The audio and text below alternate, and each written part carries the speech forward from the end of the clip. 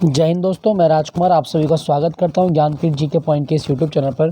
दोस्तों आइए शुरू करते हैं सीआरपीएफ का मॉक टेस्ट जीके के लिए। दोस्तों आपके जो एडमिट कार्ड हैं वो आपके आ चुके हैं, साइट पे डल चुके हैं, तो आप उनको जाके डाउनलोड कर लीजिए। आपका सेंटर कहाँ गया है तो आप अपने सेंटर के हिसाब से अपने मतलब जहाँ भी आपको जाना है। 22 तारीख से आपके पेपर स्टार्ट हैं, 22 से लेकर 28 तक। तो सीआरपीएफ के एडमिट कार्ड आ चुके हैं, आप अपना एडमिट कार्ड डाउनलोड कर सकते हैं, अपना एग्जाम सेंटर चेक कर सकते हैं। तो चलिए आज का मॉक टेस्ट शुरू करते हैं। पहला प्रश्न आपके स्क्रीन पर, अमेरिकी भूवैज्ञानिक चार्ल्स वेड और दोराबजी टाटा ने लोहे के अयस्कों की खोज कहाँ की थी? दोस्तों दोराबजी टाटा, इन्होंने लोहे के अयस्कों की खोज जो की थी वो की थी राजहरा की पहाड़ी। राजहरा की पहाड़ी ये छत्तीसगढ़ में है, तो आप याद रखना, ठीक है। छत्तीसगढ़ राज्य में इन्होंने खोज की थी लोहे अयस्कों की। Option A is the right answer. Clear दोस्तों, ये आप याद रखिएगा, राजहरा की पहाड़ी यहाँ पे लोहा अयस्कों की खोज की गई थी। क्लियर। नेक्स्ट प्रश्न की ओर चलते हैं। 29 सितंबर 2020 को विश्व हृदय दिवस के अवसर पर वर्ल्ड हार्ट फेडरेशन द्वारा विश्व स्वास्थ्य संगठन के साथ मिलकर विश्व में किस हृदय रोग को मृत्यु का सबसे प्रमुख कारण घोषित किया गया था? तो दोस्तों इसका सही जवाब होगा आपका ऑप्शन कार्डियोवैस्कुलर रोग। कार्डियोवैस्कुलर रोग यानी कि सीबीडी। सीबीडी को मतलब सबसे प्रमुख जो कारण था ये घोषित किया गया था हृदयाघात का। ये आप याद रखना, ठीक है दोस्तों। यहाँ पे लिखा गया आपका एक ऑप्शन में आपका WHO। कभी क्वेश्चन आया कि विश्व स्वास्थ्य संगठन ये कब बना था? तो दोस्तों विश्व स्वास्थ्य संगठन जो बना था ये 7 अप्रैल 1948 को बना है। 7 अप्रैल 1948 को बना है विश्व स्वास्थ्य संगठन, और इसका मुख्यालय जेनेवा में है, ठीक है, जेनेवा। क्लियर। बहुत आता है एग्जाम में, तो आप इसको रट लेना कि विश्व स्वास्थ्य संगठन का मुख्यालय कहाँ पर है, तो जेनेवा में है। क्लियर। यहाँ पे लिखा गया दोस्तों हृदय। अगर क्वेश्चन आए कि मानव का हृदय कितने चैम्बर में विभक्त होता है, तो मानव का हृदय 4 कक्षक में डिवाइड होता है। ये भी आप याद रखना, ठीक है। चलिए अगले प्रश्न की ओर चलते हैं। निम्नलिखित में से कौन भारत के सर्वोच्च नागरिक सम्मान यानी कि भारत रत्न से सम्मानित होने वाले पहले संगीतकार थे? मतलब महिला या पुरुषों में जो पहले संगीतकार थे जिनको भारत रत्न मिला वो कौन थे? दोस्तों इनका सही जवाब होगा आपका MS सुब्बुलक्ष्मी। MS सुब्बुलक्ष्मी ये भारत रत्न से सम्मानित होने वाली पहली संगीतकार हैं। वर्ष 1998 में MS सुब्बुलक्ष्मी को भारत रत्न मिला था, और ये कर्नाटक संगीत से संबंधित है। MS सुब्बुलक्ष्मी कर्नाटक संगीत के लिए जानी जाती हैं, आप याद रखना, ठीक है दोस्तों, इंपॉर्टेंट है, आप याद रखिएगा। दोस्तों यहाँ पे ना एक ऑप्शन में लिखा गया आपका लता मंगेशकर। भारत की कोकिला किसे कहा गया? तो भारत की कोकिला कहा जाता है आपका लता मंगेशकर को, और लता मंगेशकर को 2001 में भारत रत्न मिला था। 2001 में भारत रत्न मिला लता मंगेशकर को, ये भी आप याद रखना, ठीक है। चलिए तो इसका सही जवाब होगा 28 का option D, MS Subbulakshmi. Next प्रश्न, निम्नलिखित में से कौन सा कथन गलत है? गलत कथन की पहचान करनी है। क्या कहा गया है? राजकोषीय नीति सरकार के कराधान और व्यय निर्णयों से संबंधित होती है। बिल्कुल सही है, सरकार के आय और व्यय के जो मतलब चीज़ें हैं वो इसमें की जाती हैं। मौद्रिक नीति अर्थव्यवस्था में धन आपूर्ति और ब्याज दर से संबंधित। सही है, मौद्रिक नीति RBI जारी करता है, RBI जारी करता है मौद्रिक नीति। और ऑप्शन देखते हैं इसके। ऑप्शन सी राजकोषीय नीति में कर नीति, व्यय नीति, निवेश या विनिवेश रणनीति और ऋण या अधिशेष प्रबंधन शामिल है। ये भी सही है। अधिकांश आधुनिक अर्थव्यवस्थाओं में केंद्रीय बैंक राजकोषीय नीति संबंधित है। ये गलत है दोस्तों, केंद्रीय बैंक मौद्रिक नीति जारी करता है, राजकोषीय नीति जारी नहीं करता। ये गलत हो जाएगा आपका, ठीक है, तो ये आप याद रखिएगा। अच्छा, मौद्रिक नीति ना RBI की जो मौद्रिक नीति है ये हर 2 महीने पर आती है, ये आप याद रखना।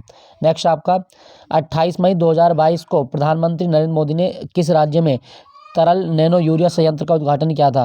दोस्तों तरल नैनो यूरिया संयंत्र जो बना भारत में, ये कहाँ पे बना है? तो इसका सही होगा कलोल गुजरात। ऑप्शन ए, कलोल गुजरात में बना है, तो इसका सही जवाब होगा आपका ऑप्शन ए, कलोल गुजरात। दोस्तों अगर आपसे पूछा जाए कि गुजरात राज्य कब बना था, तो आपका सही जवाब क्या होगा? दोस्तों गुजरात बना था 1 मई 1960 को। 1 मई 1960 को गुजरात बना है। और मैं आपको एक चीज़ बता दूं, अगर आपसे पूछा जाए कि गुजरात के मुख्यमंत्री कौन बने हैं, तो भूपेंद्र पटेल गुजरात के दोबारा मुख्यमंत्री बन चुके हैं। भारत में सबसे ज़्यादा कपास गुजरात में होती है, ये भी आप याद रखिएगा। और गुजरात का एक डांस है टिप्पानी। टिप्पानी डांस कहाँ का है? तो गुजरात का टिप्पानी। और बड़ा इंपॉर्टेंट क्वेश्चन बनेगा आपके एग्जाम में, तो भारतीय वायुसेना ने ना एक एयरबेस बनाया है दिशा, तो गुजरात में बना है दिशा एयरबेस। ये बहुत इंपॉर्टेंट क्वेश्चन है CRPF के लिए कि दिशा एयरबेस किस राज्य में बना है? गुजरात में बना था। नेक्स्ट प्रश्न आपका, प्रधानमंत्री स्वनिधि योजना हाल ही में चर्चा में रही, इसे कितने समय के लिए बढ़ा दिया गया है? दोस्तों प्रधानमंत्री स्वनिधि योजना जो थी, ये जो 31 दिसंबर 2024 तक इसको बढ़ा दिया गया है। 31 दिसंबर 2024 तक बढ़ा दिया गया है। क्या है ये योजना? दोस्तों, जो रेहड़ी पटरी वाले लोग होते हैं, जो स्ट्रीट वेंडर होते हैं, उनको आत्मनिर्भर बनाने के लिए योजना शुरू की गई थी जून 2020 में। जून 2020 में स्ट्रीट वेंडर के मतलब उनको रोजगार देने के लिए योजना शुरू की गई थी। अब इसको 31 दिसंबर 2024 तक बढ़ा दिया गया है। ठीक है, आप याद रखिएगा, पीएम स्वनिधि योजना। नेक्स्ट प्रश्न है आपका, अरब सागर का कौन सा द्वीपीय देश भारत का पड़ोसी है? दोस्तों, अरब सागर का कौन सा देश है जो भारत का पड़ोसी है? तो वो है आपका मालदीव। ऑप्शन ए, मालदीव जो है ये हिंद महासागर में है और ये अरब सागर के पास में भी जस्ट लगता है। ठीक है, मालदीव। अच्छा, मालदीव की राजधानी क्या है? माले। और इसकी भाषा जरूर याद रखना, दिवेही। दोस्तों, इसकी भाषा ये सीएपीएफ के एग्जाम में आई थी 2022 में। तो दिवेही किसकी भाषा है? मालदीव की राजभाषा है दिवेही। ठीक है, ये भी आप याद रखना। क्लियर? और आपसे एक क्वेश्चन ये पूछा जाएगा कि अरब सागर में भारत में कौन कौन सी नदियां गिरती हैं? दोस्तों, अरब सागर में गिरने वाली नदी भारत में नर्मदा है, तापी है, माही है और साबरमती है। साबरमती। तो ये चारों नदियां अरब सागर में गिनती हैं, याद रखना। दोस्तों, यहाँ पे ना श्रीलंका लिखा गया है। श्रीलंका की राजधानी जयवर्धनेपुरम कोट्टे है और यहाँ की मुद्रा रुपया है। श्रीलंका की भाषा याद रखिएगा, सिंगली। श्रीलंका की भाषा सिंगली। इंडोनेशिया की राजधानी जकार्ता है, जकार्ता। और जकार्ता में आसियान देशों का मुख्यालय भी है। कभी क्वेश्चन आए कि आसियान का मुख्यालय कहाँ पर है, तो जकार्ता में आसियान का मुख्यालय है। क्लियर? चलिए अगले प्रश्न की ओर चलते हैं। तो इसका सही जवाब क्या होगा? मालदीव। ऑप्शन ए, अरब सागर में स्थित है। 5वीं से 4वीं शताब्दी ईसा पूर्व के आसपास बुद्ध के उपदेशों का संकलन निम्नलिखित में से किसमें था? दोस्तों, बुद्ध के उपदेशों का संकलन जो किया गया है वो त्रिपिटक में किया गया है। त्रिपिटक ये 3 पिटक है, जिसमें आपका एक सुत्त पिटक है। सुत्त पिटक। दोस्तों, सुत्त पिटक जो लिखा गया है वो आनंद के द्वारा लिखा गया है। बुद्ध का शिष्य आनंद, इसने सुत्त पिटक लिखा। विनय पिटक है, विनय पिटक उपाली के द्वारा लिखा गया है। विनय पिटक उपाली, तो ये भी आप याद रखना। विनय पिटक किसने लिखा है? उपाली ने विनय पिटक लिखा है। और एक बचा आपका अभिधम पिटक, मोगली पुत्र इसके द्वारा अभिधम पिटक लिखा गया है। ठीक है, और एक चीज खास बात आप याद रखिएगा, जो त्रिपिटक है ना, ये पाली भाषा में लिखे गए हैं। त्रिपिटक पाली भाषा में लिखे गए हैं, आप याद रखें। क्लियर? चलिए अगले प्रश्न की ओर चलते हैं। नवंबर 2020 तक की स्थिति के अनुसार सरस्वती सम्मान एक वार्षिक पुरस्कार है जो भारतीय संविधान में 8वीं अनुसूची में सूचीबद्ध डैश भाषाओं में से किसी भी गद्य में असाधारण साहित्य कार्य के लिए दिया जाता है। दोस्तों, जो सरस्वती सम्मान है ये 22 भाषाओं के लिए दिया जाता है। ऑप्शन बी, 22 भाषाओं के लिए दिया जाता है, आप याद रखना है। ठीक है, अगर क्वेश्चन आए कि साहित्य अकादमी सम्मान कितनी भाषाओं के लिए मिलता है? दोस्तों, साहित्य अकादमी सम्मान 24 भाषाओं के लिए मिलता है और ज्ञानपीठ अवार्ड 23 भाषाओं के लिए मिलता है। ठीक है, चलिए अगले प्रश्न की ओर चलते हैं। इसमें क्या गया, निम्नलिखित में से कौन सा स्मारक लखनऊ में स्थित है? दोस्तों, लखनऊ में स्थित आपका बड़ा इमामबाड़ा।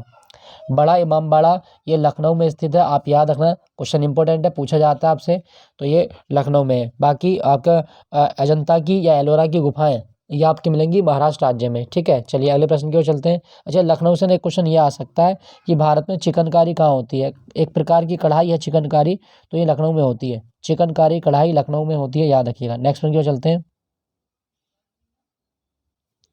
भारतीय संविधान का 103वां संशोधन सरकारी नौकरियों और शैक्षिक संस्थानों में डैश के लिए मतलब आरक्षण प्रदान करता है।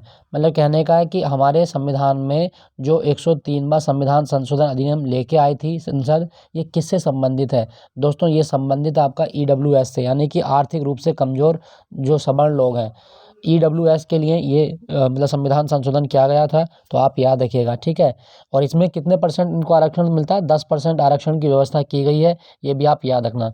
तो संविधान में 103वां संविधान संशोधन अधिनियम जो है ये ईडब्ल्यूएस के मतलब शैक्षिक क्षेत्र में या जो आपके शैक्षिक क्षेत्र और नौकरी, इनमें आपको आरक्षण का प्रावधान करता है। ठीक है दोस्तों, चलिए। अच्छा, मैं आपको एक चीज़ बता दूं दोस्तों, अगर आपसे पूछा जाए, यहाँ पे लिखा गया आपका भारतीय संविधान में संशोधन, अगर कभी क्वेश्चन आए कि भारतीय संविधान में संशोधन की प्रक्रिया का उल्लेख कौन से आर्टिकल में है? आर्टिकल 368, ये संविधान संशोधन की प्रक्रिया संबंधित है। भाग 20 के अंतर्गत संविधान संशोधन की प्रक्रिया को शामिल किया गया है। तो 103वां संविधान संशोधन ईडब्ल्यूएस के लिए है। नेक्स्ट प्रश्न, सिंगापुर ओपन 2022 का महिला एकल का खिताब किस खिलाड़ी ने जीता है? दोस्तों, सिंगापुर ओपन 2022 का खिताब जो जीता वो पीवी सिंधु ने जीता है। Option B, PV Sindhu badminton खिलाड़ी, ये आप याद रखना, इन्होंने जीता था सिंगापुर महिला एकल का खिताब बैडमिंटन।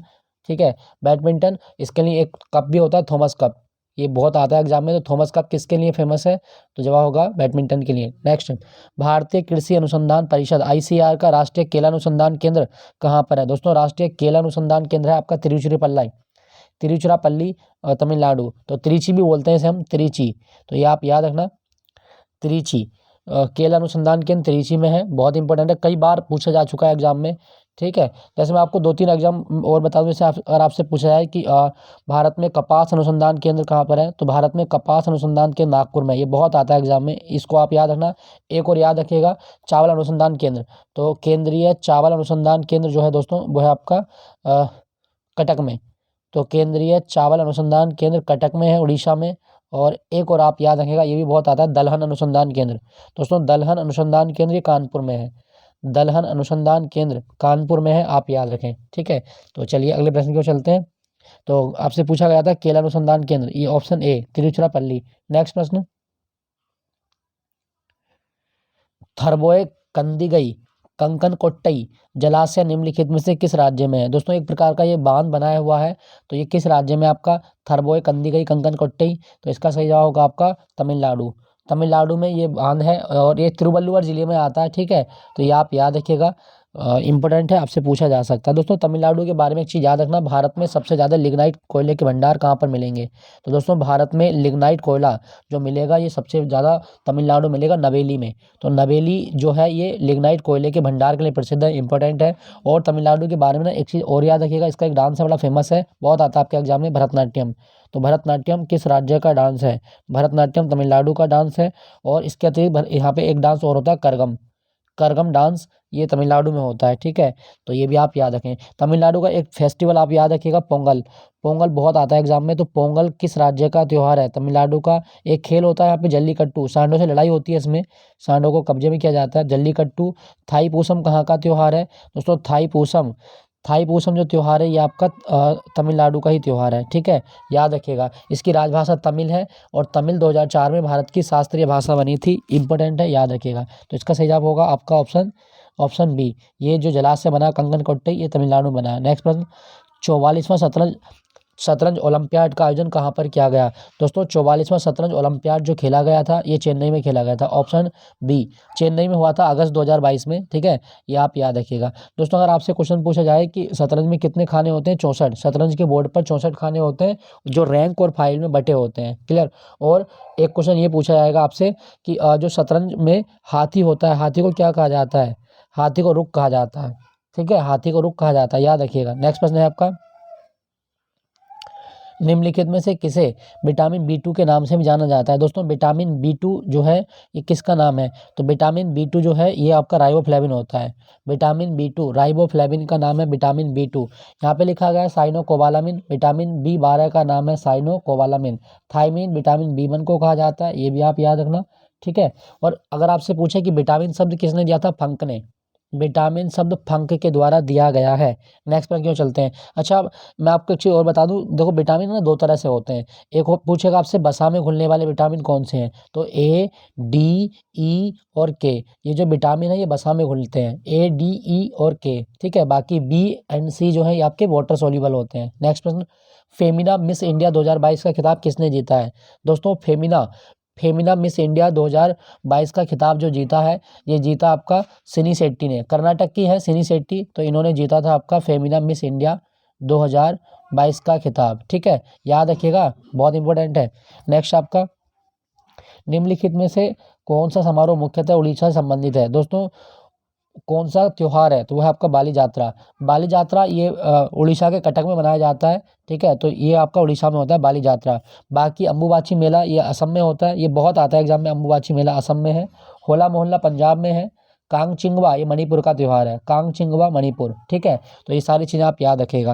दोस्तों मैं उड़ीसा की बात करूँ, अगर क्वेश्चन आए कि भारत में सबसे ज़्यादा बॉक्साइट कहाँ होता है? उड़ीसा में। और सबसे ज़्यादा मैग्नीज कहाँ से निकालना है? उड़ीसा से। और उड़ीसा का एक त्यौहार और याद रखना, बहुत आता है एग्जाम में, धानु यात्रा। यह भी मनाया गया था धानु यात्रा त्यौहार, तो उड़ीसा का त्यौहार है। ठीक है, और उड़ीसा में सिमलीपाल टाइगर रिजर्व भी है। सिमलीपाल टाइगर रिजर्व कहाँ पर है? तो उड़ीसा में सिमलीपाल टाइगर रिजर्व है, याद रखना। ठीक है, बाकी सतकोसिया टाइगर रिजर्व भी है, भीतरकनिका नेशनल पार्क है, चिल्का झील आपको उड़ीसा में मिलेगी, भगवान जगन्नाथ का मंदिर आपको मिलेगा, बहुत सारी चीज़ें उड़ीसा में। तो इसका सही जवाब होगा बाली यात्रा, उड़ीसा का त्यौहार है। नेक्स्ट, किस राज्य सरकार द्वारा मुख्यमंत्री मातृशक्ति योजना का शुभारंभ किया गया है? दोस्तों मुख्यमंत्री मातृशक्ति योजना जो शुरू की गई है, ये किसके द्वारा शुरू की गई? गुजरात सरकार के द्वारा।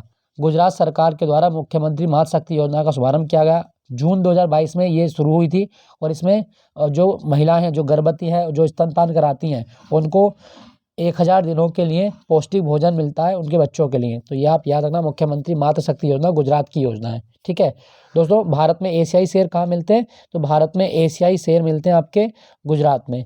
भारत में एशियाई शेर गुजरात में मिलते हैं, याद रखना। गिर नेशनल पार्क है यहाँ पे, तो गिर नेशनल पार्क में आपको एशियाई शेर मिलते हैं। गुजरात का त्यौहार भी है, जैसे आपका डांडिया है, डांडिया है, गरबा है, तो ये सारे आपको याद रखने हैं। क्लियर दोस्तों, गुजरात में ना एक बांध है जो आपके एग्जाम में काफी आता है, उकई बांध। तो गुजरात में उकई बांध किस नदी पर है? तापी नदी पर है। कभी आपके एग्जाम में भी आए कि गुजरात का उकई बांध किस नदी पर है? तो तापी नदी पर है। तो इसका सही जवाब होगा ऑप्शन सी, गुजरात। पंजाब के किस जिले में भारतीय सैनिकों के कंकाल के अवशेष थे जिन्हें ब्रिटिश सैनिकों ने 1857 में प्रथम स्वतंत्रता संग्राम में भाग लेने के लिए मार दिया था, जिन्हें मार्च 2014 में खोजा गया था? तो दोस्तों पंजाब के किस जिले में ये अवशेष मिले हैं? तो इसका सही जवाब होगा अमृतसर में मिले हैं। पंजाब के अमृतसर में सैनिकों के कंकाल मिले, वे सैनिक जिन्हें अंग्रेजों द्वारा मार दिया गया था क्योंकि उन्होंने अंग्रेजों की ओर से युद्ध में भाग नहीं लिया था, इसलिए अमृतसर। दोस्तों अमृतसर का संस्थापक कौन है? रामदास। गुरु रामदास ने अमृतसर की स्थापना की है, आप याद रखना। ठीक है, अमृतसर। क्लियर। पंजाब 5 नदियों की भूमि कहा जाता है। पंजाब का एक डांस याद रखिएगा दोस्तों, भांगड़ा, बहुत आता है एग्जाम में। भांगड़ा कहाँ का डांस है? और गिद्धा, गिद्धा महिलाएं करती हैं और भांगड़ा पुरुष करते हैं। क्लियर। तो इसका सही होगा आपका ऑप्शन बी। अच्छा, यहाँ पे ना एक शहर लिखा गया पटियाला। अगर आपके एग्जाम में आए कि पंजाब में नेताजी सुभाष चंद्र बोस राष्ट्रीय खेल संस्थान कहाँ पर है? तो नेताजी सुभाष चंद्र बोस राष्ट्रीय खेल संस्थान आपका पटियाला में मिलेगा, पटियाला में है, याद रखना, इंपॉर्टेंट है। क्लियर। चलिए अगले प्रश्न की ओर चलते हैं। इसका सही जवाब होगा अमृतसर, ऑप्शन बी। निम्नलिखित में से कौन सा ध्वनि तरंगों का एक अभिलक्षण नहीं है? दोस्तों ध्वनि तरंगों का कौन सा लक्षण नहीं होता? प्रगामी होती हैं, सही है। यांत्रिक है, सही है। अनुदैर्ध्य है, ये भी सही है। लेकिन ध्वनि तरंगें विद्युत चुम्बकीय तरंगें नहीं होती। ध्वनि तरंगें विद्युत चुम्बकीय तरंगें नहीं होती, याद रखिएगा। ठीक है दोस्तों, अगर आपसे पूछा जाए कि मानव के कान पर ध्वनि का प्रभाव कितने समय तक रहता है, तो 1/10 सेकंड तक ध्वनि का प्रभाव रहता है, आप याद रखिएगा। और साथ साथ अगर आपसे पूछे कि मानव की श्रव्य सीमा कितनी होती है, श्रव्य सीमा मतलब वो ध्वनि तरंगें कितने हर्ट्ज की होती हैं जिनको मानव का कान आसानी से सुन सकता है, तो 20 से 20,000 हर्ट्ज, 20 से 20,000 हर्ट्ज की जो तरंगें हैं ये श्रव्य तरंगें होती हैं। ठीक है, तो ध्वनि तरंगें जो हैं ये विद्युत चुम्बकीय तरंगें नहीं होती हैं। Option C is the right answer. Next है, राष्ट्रीय महिला विधायक सम्मेलन 2022 का आयोजन किस राज्य में किया गया है? दोस्तों राष्ट्रीय महिला विधायक सम्मेलन 2022 जो आयोजित किया गया है केरल में हुआ था, तिरुवनंतपुरम में, केरल में। ठीक है, ये आप याद रखना, तिरुवनंतपुरम में हुआ था। और दोस्तों केरल के से एक क्वेश्चन ये आएगा, भारत में मसालों का बगीचा किसे कहा जाता है? दोस्तों भारत में मसालों का बगीचा किसे कहा जाता है? भारत में मसालों का बगीचा ये केरल को कहा गया है। ठीक है, भारत में मसालों का बगीचा केरल को कहा जाता है। साथ साथ आप एक चीज़ याद रखना कि भारत में जो सबसे ज़्यादा प्राकृतिक रबर होती है वो कहाँ होती है? केरल में होती है। और केरल में मोनाजाइट अयस्क होता है थोरियम का, इसके भंडार मिलते हैं आपके। ठीक है, भारत में सबसे ज़्यादा नारियल केरल में होता है, ये भी आप याद रखें। इसकी राजभाषा मलयालम है और केरल को भगवान का अपना देश भी कहा जाता है। केरल में एक शहर है आपका कोचीन, कोचीन को अरब सागर की रानी कहा जाता है। एक क्वेश्चन बड़ा इंपॉर्टेंट बताता हूँ आपको कोल्लम से। देखो कोल्लम में एक जिला है, कोल्लम जिला है केरल का, और ये केरल मतलब भारत में पहला जिला बना है जो पूर्णतः संविधान साक्षर है। तो भारत का पहला संविधान साक्षर जिला केरल का कोल्लम है। तो आपसे पूछा गया था राष्ट्रीय महिला विधायक सम्मेलन कहाँ हुआ था? ये केरल में हुआ है। ठीक है, अच्छा भारत में राष्ट्रीय महिला आयोग भी है। अगर आपसे क्वेश्चन आए कि भारत में महिला आयोग कब बना है, तो भारत में महिला आयोग की स्थापना की गई है 1992 में। महिला आयोग की स्थापना 1992 में की गई। नेक्स्ट प्रश्न, निम्नलिखित में से किस वर्ष में औरंगजेब के आदेश पर सिखों के 9वें सिख गुरु तेग बहादुर की हत्या कर दी गई थी? दोस्तों तेग बहादुर जी की हत्या जो की गई थी ये की गई थी 1675 ईस्वी में। 1675 ईस्वी में इस्लाम धर्म को स्वीकार न करने के कारण औरंगजेब ने गुरु तेग बहादुर की हत्या करवा दी थी। गुरु तेग बहादुर को हिंद की चादर भी कहा जाता है। ठीक है, हिंद की चादर किसे कहा गया है? तो गुरु तेग बहादुर को हिंद की चादर कहा जाता है। और इनकी गर्दन शीशगंज चौराहे पर काटी गई थी दिल्ली में। नेक्स्ट प्रश्न की ओर चलते हैं। निम्नलिखित में से किस निम्नलिखित में कौन सा विश्वविद्यालय वर्ष 2020 में मौलाना अबुल कलाम आज़ाद ट्रॉफी का प्राप्त करता था? तो दोस्तों मौलाना अबुल कलाम आज़ाद ट्रॉफी किसने जीती है, इसके ऑप्शन देख लेते हैं। इसका सही जवाब होगा आपका ऑप्शन डी, पंजाब विश्वविद्यालय या चंडीगढ़ जो विश्वविद्यालय है इसने आपका जीता था मौलाना अबुल कलाम आज़ाद ट्रॉफी। क्रिकेट के लिए होती है, आप याद रखिएगा। क्लियर। नेक्स्ट प्रश्न, केंद्रीय अप्रत्यक्ष कर और सीमा शुल्क बोर्ड के अध्यक्ष कौन बने हैं? दोस्तों सीबीआईसी के जो चेयरपर्सन बने हैं वो बने अजीत कुमार। ऑप्शन सी, अजीत कुमार को सीबीआईसी का चेयरपर्सन बनाया गया है, ये भी आप याद रखें। दोस्तों मैं आपको बताता हूँ, जैसे आपसे पूछा है जीएसटी किस प्रकार का कर है, जीएसटी अप्रत्यक्ष कर है, और एक है आपका बैट, बैट भी किस प्रकार का कर है, तो बैट भी अप्रत्यक्ष कर होता है। ठीक है, ये आप याद रखना। क्लियर। तो दोस्तों ये था आज का मॉक टेस्ट सीआरपीएफ स्पेशल, और ये आई होप ये सेशन आपको अच्छा लगा होगा। अच्छा लगे तो एक लाइक जरूर कीजिएगा। मिलता हूँ आपको अगले मॉक टेस्ट के साथ में, और आपसे रिक्वेस्ट है कि आप अपना एडमिट कार्ड चेक कर लीजिए, एडमिट कार्ड अपलोड हो गए हैं आपके।